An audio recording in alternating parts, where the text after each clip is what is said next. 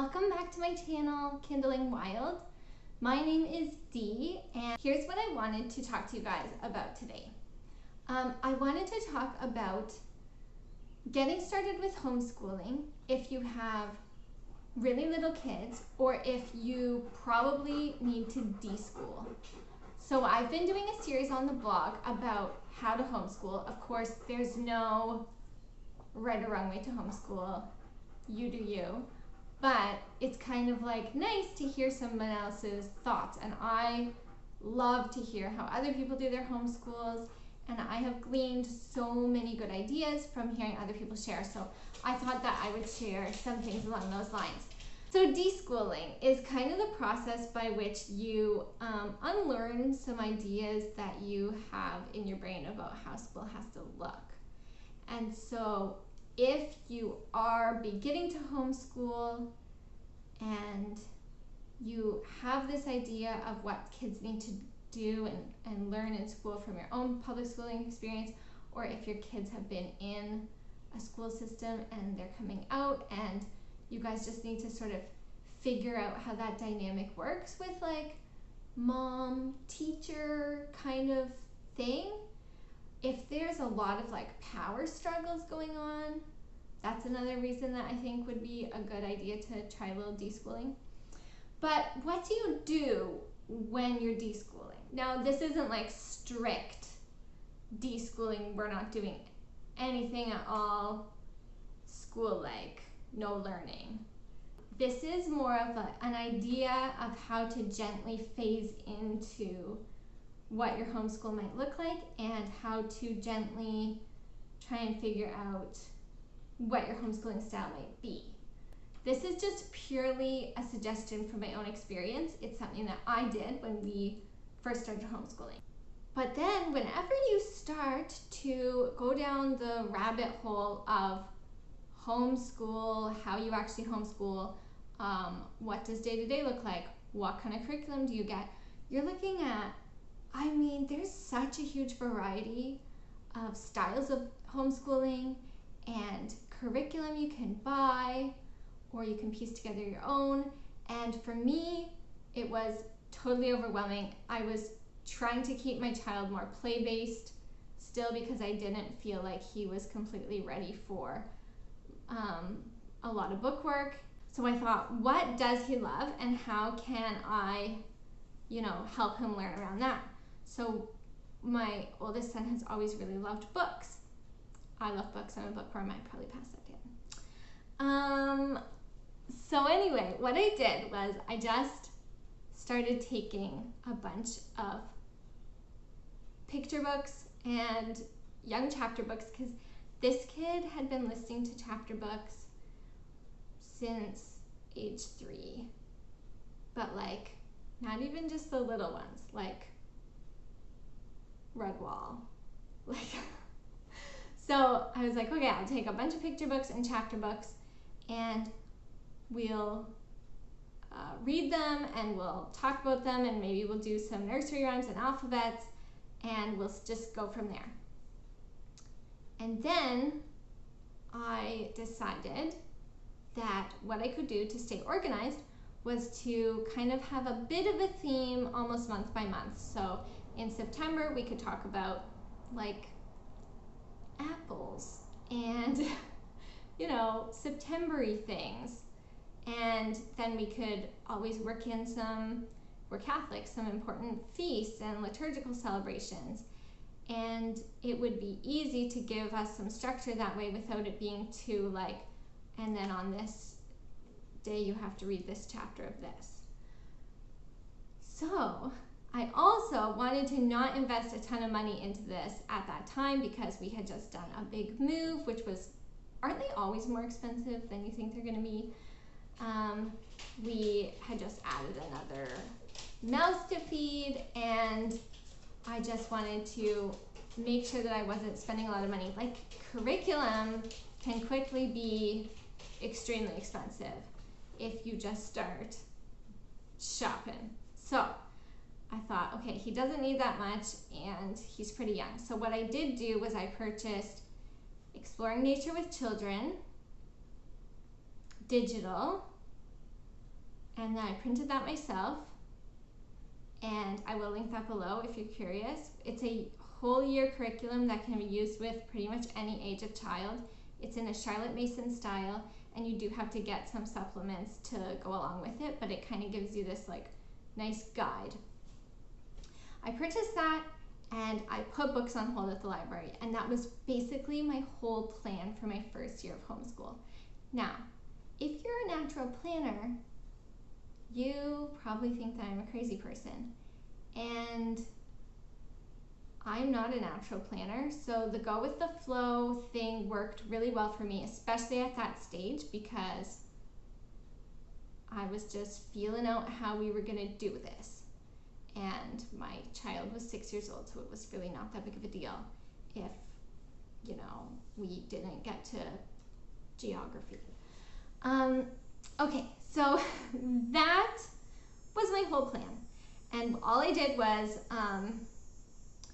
partway through, like every approximately 6 weeks or so, I would just put books on hold at the library, and I would use the feature. Our library has this feature that you can delay when you want to pick up your hold. So I just planned it so like the 1st of October I would have books to pick up, and then 2 weeks later I would have different books to pick up. When I got those books home, I put them in a basket, and then I had them right there all together. I also plopped in my just a few different teaching resources, like our Jesus Storybook Bible at the time we were reading through that, and just a few different things that we were doing. And then I essentially did Morning Basket as my whole homeschool. Not for the whole year, no, not for the whole homeschool. But that was like my core, was this basket, and I would just go to it every morning. We would sit in the living room, read some good stories, sing some good songs, do some nursery rhymes or poems, read Bible, and talk about it, trying to ease him into dictation. And we did a bit of memory work. I threw a Latin book in there, why not, you know? And it was just the most relaxed and simple and easy and wonderful thing. And from there we built on. Now I didn't push it like the first week of homeschool or anything, but we built on our curriculum that we used for reading, which we use All About Reading. We've kind of transitioned away from using that, although I still reference it, but he's just kind of sick of it from doing it for so long, I think. So my oldest has transitioned away from using All About Reading, essentially. But that's what I did. Stacked a basket full of like awesome resources, and I can show you an example if you'd like. And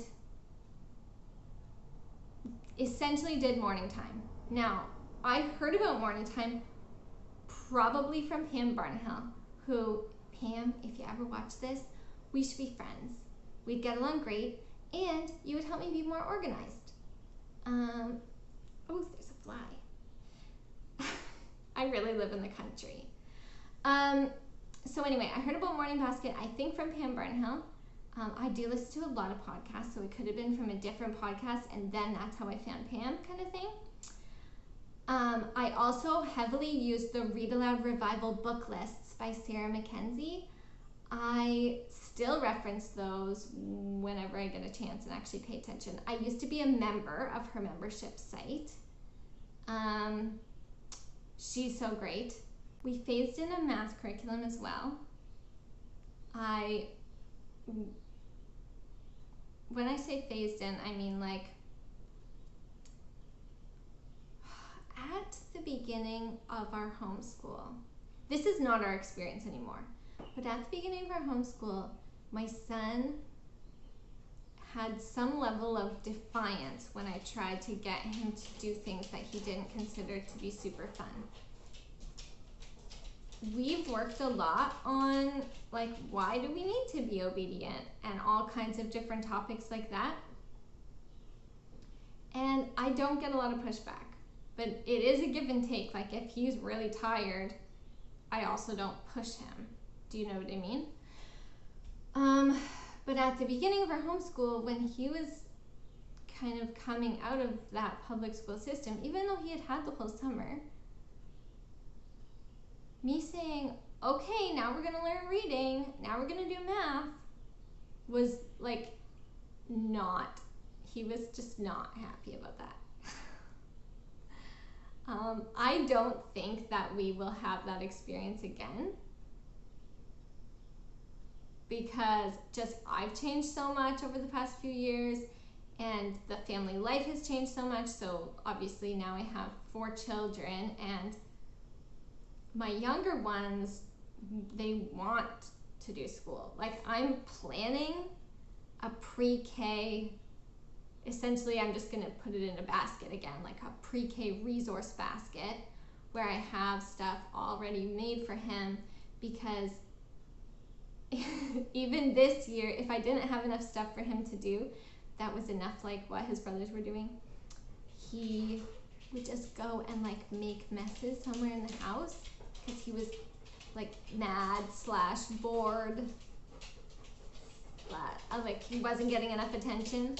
So we're definitely doing like pre-K as well, which I just think that that should be completely play-based. But the fact of the matter is he wants something on paper to do because his brothers are doing it. So I'm going to have some stuff available for him. Anyway, that is a complete tangent. But just suffice it to say that, like, I think that the deschooling process, even though my son was only in kindergarten, like, it was really important for him because there was this huge period of time where he was transitioning into like understanding about what homeschooling is, and I was transitioning too into like, how is my teaching going to be received? Like, how am I going to teach? How am I going to like mentor him? Like, how am I going to discipline him? And by discipline, I mean like more like in the term of discipleship, like, you know, how am I going to guide him?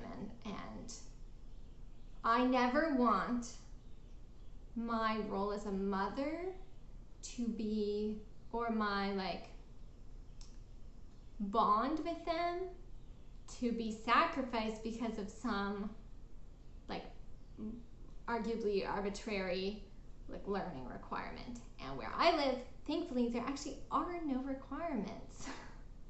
So I don't have to do a set type of thing. I probably should have led with that.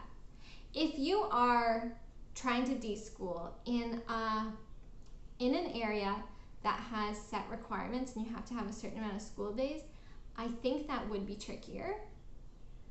But I think it's still doable because you can take all kinds of everyday activities like cooking together and, you know, nature walks, and you can make those into programs. Unschoolers do it all the time. I guarantee you'll be able to do that. Anyway, that was my ramble. Forgive me. But basically, if you have a little kid or you're easing into homeschooling, I would highly recommend that you utilize the library. Now, I've actually gotten away from utilizing the library a lot. One of the reasons that I became an Usborne rep, because I really, really, really want to grow our home library a lot, are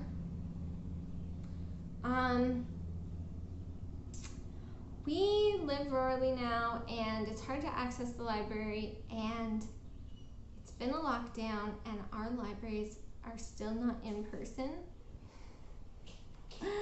Still not in person. So I do use the hold system and things like that, but I just find that there's like a lot of books and a lot of little people, and it's really hard for me to keep track of all of those things now.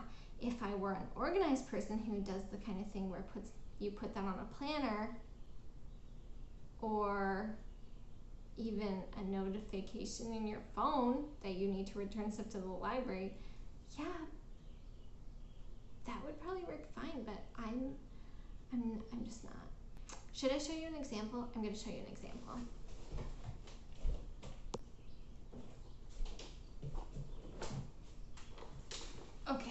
I'm going to show you an example of what I mean. Just literally walked into my living room, grabbed a handful of stuff, and I was like, this would be a good morning basket if we were doing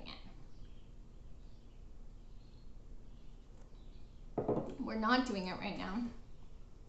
We're reading Harry Potter and we're just enjoying summer.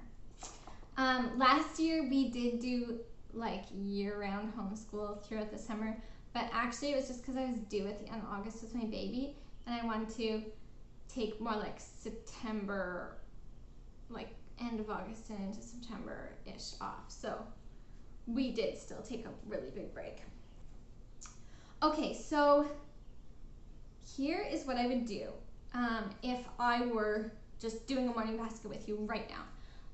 We would all sit down and we always start with our morning offering, which I think I learned this from Catholic all year, Kendra, maybe? Okay, so we just always start, we're Catholic. We start in the name of the Father, the Son, and the Holy Spirit, amen. And we say, good morning, dear Jesus. This day is for you. We ask that you bless all we think, say, and do.